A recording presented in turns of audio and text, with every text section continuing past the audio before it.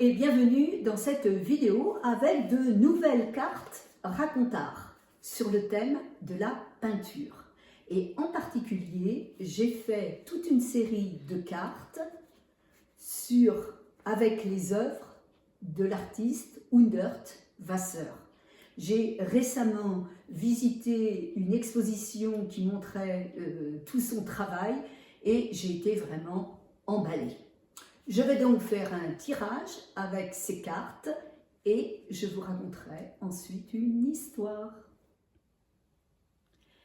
La tour aux 1000 fenêtres qui coule en courbes joyeuses recèle un mathématicien fasciné calculant une équation qui refuse d'être résolue le long de la colline ondulante où la spirale chuchote des nombres secrets à son oreille, quand soudain elle se transforme en escalier invitant à descendre profondément, et c'est alors qu'il voit son propre visage reflété dans chaque fragment. Cette fois-ci, j'ai fait des textes de 8 lignes, et comme ils sont assez longs, je n'ai pas voulu les écrire sur les magnifiques illustrations de l'artiste Hundert Wasser.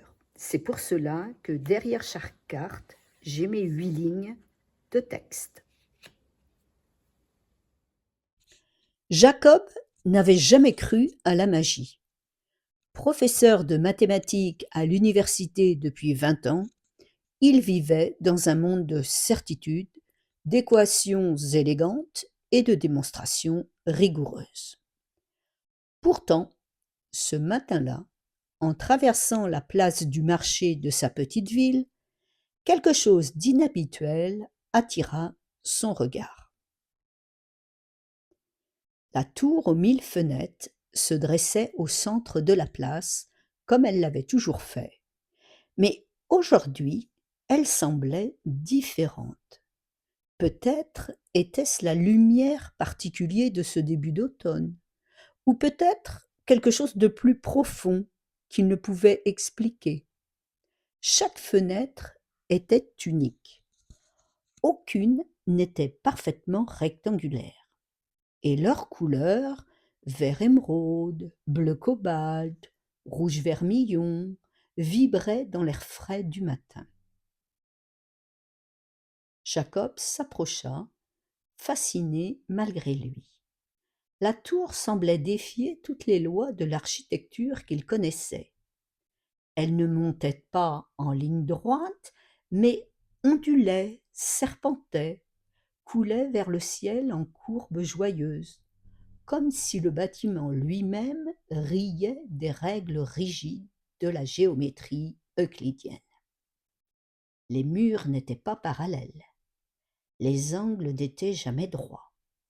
Et pourtant, mystérieusement, la structure tenait debout, plus solide que n'importe quel gratte-ciel moderne avec des angles parfaits. Impossible, murmura Jacob en sortant son carnet de notes de sa sacoche.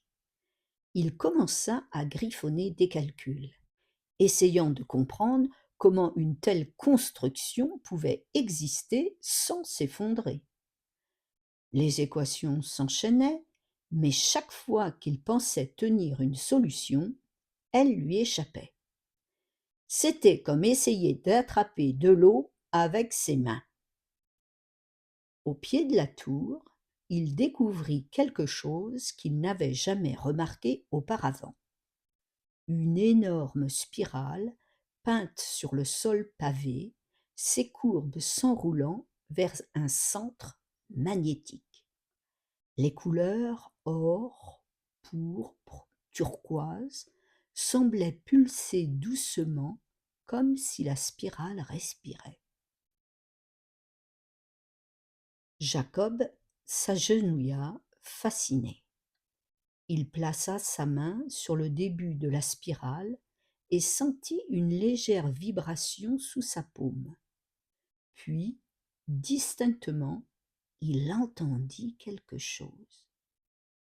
Un chuchotement, des nombres, des séquences qu'il ne connaissait pas, des suites qui n'obéissaient à aucune logique qu'il avait étudiée.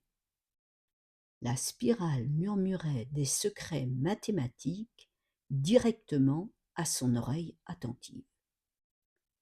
Phi, mais pas exactement phi, murmurait-il, écrivant frénétiquement dans son carnet. Une variation, quelque chose de nouveau. Il suivit la spirale du bout des doigts, elle s'enroulait vers son centre. À chaque rotation, les chuchotements devenaient plus clairs, les nombres plus complexes, plus beaux. Il était tellement absorbé qu'il ne remarqua pas les passants qui le regardaient avec curiosité, ni le temps qui passait. Soudain, alors qu'il atteignit presque le centre de la spirale, celle-ci commença à changer. Les pavés sous ses pieds se transformèrent, s'élevant lentement pour former des marches, un escalier spiralé qui s'enfonçait dans le sol, invitant à descendre vers des profondeurs inconnues. Une lumière dorée émanait des marches, chaude et accueillante. Jacob hésita. Toute sa formation, toute sa carrière lui criait que c'était impossible, que c'était une hallucination, qu'il devait se lever et partir. Mais une autre partie de lui, une partie qu'il avait peut-être toujours ignorée, savait que c'était exactement ce qu'il avait toujours cherché sans le savoir. Il descendit la première marche, puis la deuxième.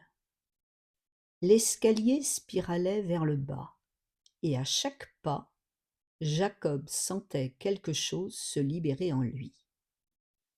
Les équations qui avaient toujours été abstraites prenaient vie autour de lui.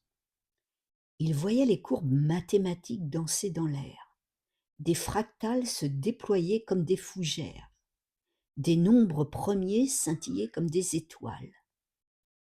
Au bas de l'escalier, il découvrit une salle circulaire dont les murs étaient couverts de symboles mathématiques qu'il ne connaissait pas. Et pourtant, mystérieusement, il les comprenait. C'était un langage qui transcendait la logique pure, qui mariait raison et intuition, calcul et émotion. Au centre de la salle se tenait un miroir.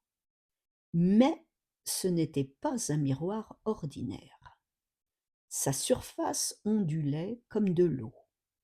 Et lorsque Jacob s'en approcha, il vit son propre visage s'y refléter. Mais ce n'était pas tout à fait lui. C'était lui tel qu'il aurait pu être s'il avait toujours écouté cette petite voix qui lui murmurait que les mathématiques n'étaient pas seulement des symboles sur du papier, mais une forme de poésie, une danse cosmique. Le reflet sourit. Jacob sourit en retour. Et dans ce sourire, il comprit enfin. Les mathématiques n'étaient pas faites pour contrôler le monde, pour le forcer dans des boîtes rectangulaires et des lignes droites. Elles étaient faites pour célébrer ces courbes, les spirales, le chaos organisé. La tour aux 1000 fenêtres ne défiait pas les lois de la physique. Elle révélait des lois plus profondes, plus vraies que les équations rigides qu'il avait enseignées depuis 20 ans.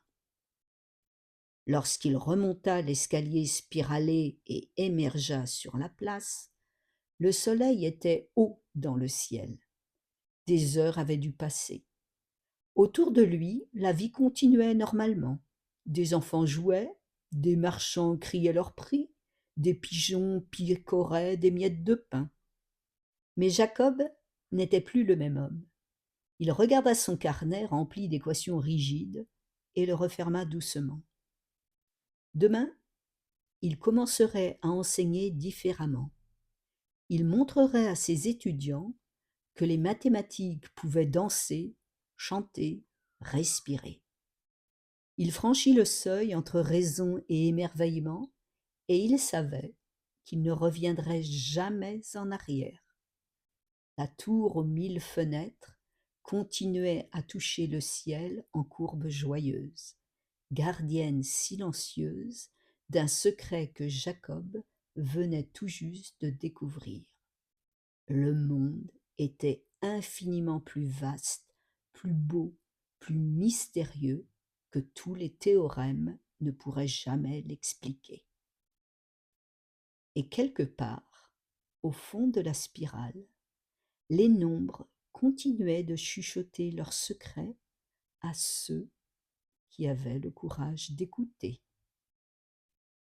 Si l'histoire vous a plu, abonnez-vous à la chaîne YouTube pour la prochaine histoire, laissez un commentaire, un pouce en l'air et à bientôt.